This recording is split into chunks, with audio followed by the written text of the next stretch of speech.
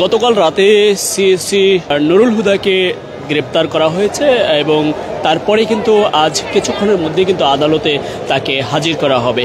এই মুহূর্তে আপনারা দেখছেন চিফ মেট্রোপলিটন ম্যাজিস্ট্রেট কোর্ট থেকে আপনাদেরকে যুক্ত করছি। আপনারা জেনে থাকবেন যে সাবেক নির্বাচন কমিশনার যিনি নুরুল হুদা তাকে কিন্তু জনতারা আটক করে ঘিরে রেখে এবং পরবর্তীতে পুলিশ গিয়ে তাকে আটক করে এবং একটি মামলা বিএনপির একটি মামলা সালাউদ্দিন খানের নেতৃত্বে 5 সদস্যের একটা প্রতিনিধি দল রোববারই কিন্তু একটি মামলা দায়ের করে এবং সেই মামলার পরে কিন্তু তাকে গ্রেপ্তার করা হয়।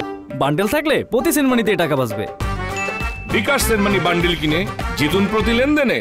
সেই মামলায় কিন্তু নুরুল হুদা সহ 3 নির্বাচন কমিশনার সহ 24 জনকে মামলা দেয়া হয় এবং সেই মামলায় ইতোমধ্যে নুরুল হুদাকে গ্রেপ্তার করে।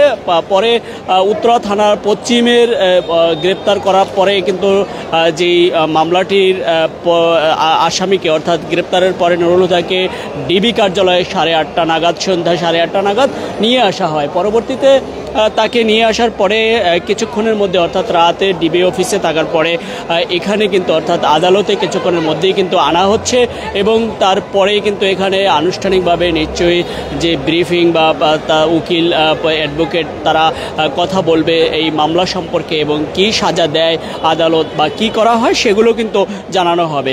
আমরা কিছুক্ষণ আগেও দেখেছি যে এখানে এসে কিন্তু সালমান এফ রহমান, শাহজাহান খান, সাবেক যে আওয়ামী লীগের শীর্ষ নেতৃবৃন্দ এবং আনিসুল হক তাদেরকে দেখেছি যে আদালতে হাজিরা দিতে এসছেন এবং তারপরে কিন্তু শাহজাহান খানও বলেছেন যে এক মাগে শীত যায় না, এরকম কিছু সাউন্ড বলেছেন এবং এই মুহূর্তে আমরা দেখছি যে মেট্রোপলিটন ম্যাজিস্ট্রেট আদালতের সামনে যেই নুরুল হুদাকে ঘিরে কিন্তু আমরা দেখছি যে গণমাধ্যম থেকে শুরু করে সবাই কিন্তু আগেই এসে উপস্থিত রয়েছেন এবং সকাল 9টা থেকে কিন্তু এখানে উপস্থিত রয়েছেন এবং আপনারা জেনে থাকবেন যে গতকাল তাকে আটকের সময় অর্থাৎ জনতারা ঘিরে রাখার সময় উত্তরা একটি ভাড়া বাসায় যতটুকু জানা গেছে যে ভাড়া বাসায় তিনি ছিলেন এবং সেখানে জনতা ঘিরে রেখে তাকে ঘিরে রেখে ডিম মেরেছেন এবং সাথে সাথে কিন্তু জুতার মালা পরিয়েছেন এবং আমরা দেখেছি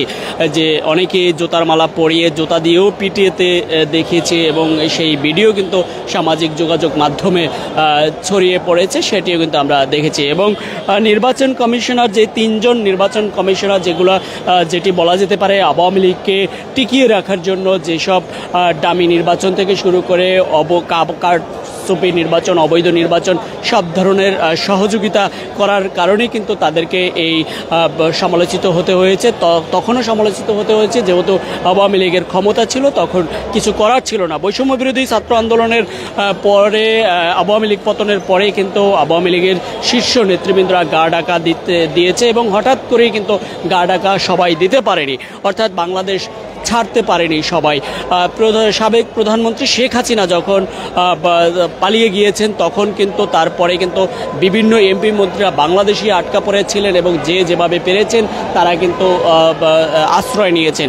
পরবর্তীতে একের পর এক কিন্তু আস্তে আস্তে কিন্তু ধরা খাচ্ছেন বা আটক হচ্ছেন বিভিন্ন জায়গা থেকে, বিভিন্ন সোর্সের মাধ্যমে বা বিভিন্ন গোয়েন্দাদের মাধ্যমে অনেকটাই কিন্তু বিভিন্ন তথ্যের ভিত্তিতে তাদেরকে আটক করা হচ্ছে। 10 মাস হয়ে গেল এখন পর্যন্ত আওয়ামী লীগের অনেক শীর্ষ নেতারাই কিন্তু এখনও বাংলাদেশে আছেন বলে অনেকে ধারণা করছেন এবং তাদেরকে মাঝে মধ্যে কিন্তু আটক করতে দেখা গেছে।